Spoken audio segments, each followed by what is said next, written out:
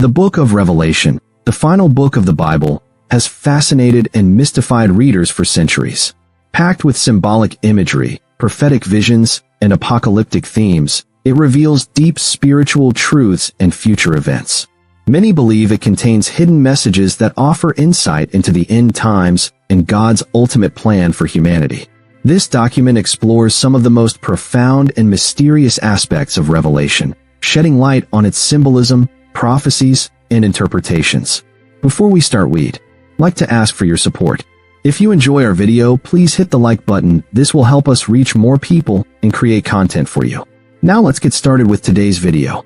The mystery of Babylon the Great.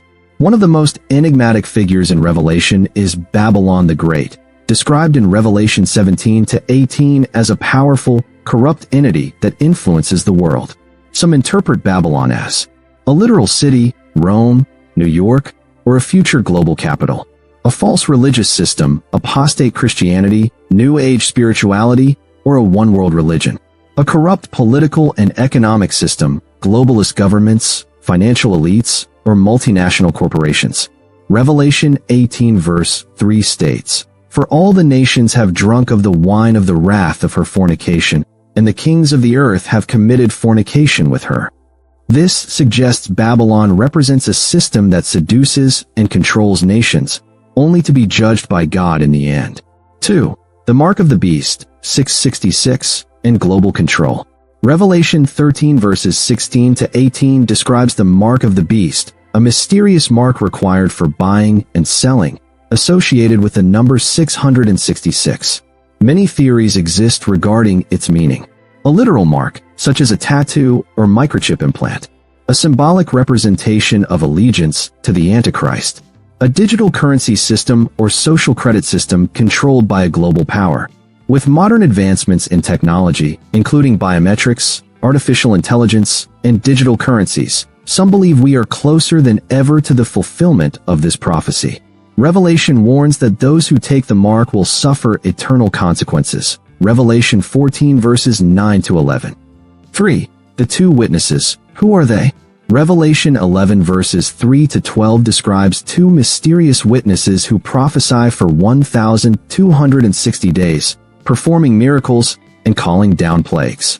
Theories about their identity include Moses and Elijah, since they performed similar miracles in the Old Testament and appeared at Jesus' transfiguration, Matthew 17 verses 1 to 3.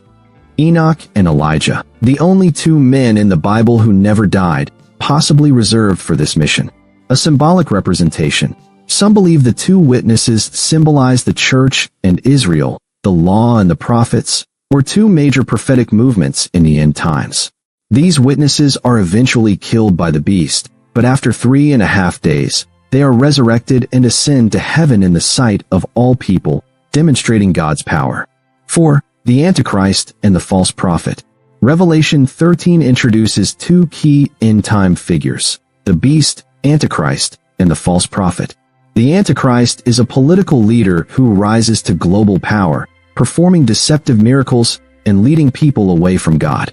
The false prophet is a religious figure who promotes the Antichrist, persuading people to worship him and take his mark. Some believe these figures are yet to come, while others see them as symbolic of corrupt governmental and religious systems throughout history. The Antichrist is often associated with Daniel's prophecies about a ruler who will desecrate the temple, Daniel 9 verse 27. 5. The 144,000, a literal or symbolic group. In Revelation 7 and 14, 144,000 people are sealed by God, described as being from the 12 tribes of Israel. Theories about their identity include a literal group of Jewish believers who will evangelize during the tribulation, a symbolic representation of all faithful Christians, a special group of end-time servants chosen by God. Revelation 14 verse 4 describes them as those who were not defiled with women, for they are virgins. Some interpret this literally, while others see it as symbolic of spiritual purity. 6. The tribulation timeline and hidden time frames. Revelation speaks of key time periods. 1,260 days, 3.5 years, or 42 months. The reign of the Antichrist and the ministry of the two witnesses, Revelation 11:3, 13:5. A time, times, and half a time. Daniel 7 verse 25, Revelation 12 verse 14, often interpreted as another reference to 3.5 years. The Great Tribulation, Matthew 24 verse 21, a period of severe judgment on the earth. Many link these prophecies to Daniel's 70 weeks, Daniel 9 verses 24 to 27, suggesting a final 7-year period before Christ's return, with the last half being the most intense. 7. The 7 churches and their prophetic meaning. Revelation 2-3 contains letters to 7 churches in Asia Minor, but many believe they also symbolize different periods of church history. Ephesus, the Apostolic Church, 1st century. Smyrna, the persecuted church, 2nd to 4th centuries. Pergamum, the compromised church, 4th to 6th centuries. Thyatira, the corrupt church, 6th to 16th centuries, medieval Catholicism. Sardis, the dead church, 16th to 18th centuries, Reformation era. Philadelphia, the faithful church, 18th to 20th centuries, missionary movement.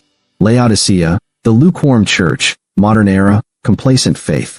Revelation 3 verse 16 warns, "So then because you are lukewarm, and neither cold nor hot, I will spew you out of my mouth." Many believe we are currently in the Laodicean age. 8. The millennial reign and final judgment.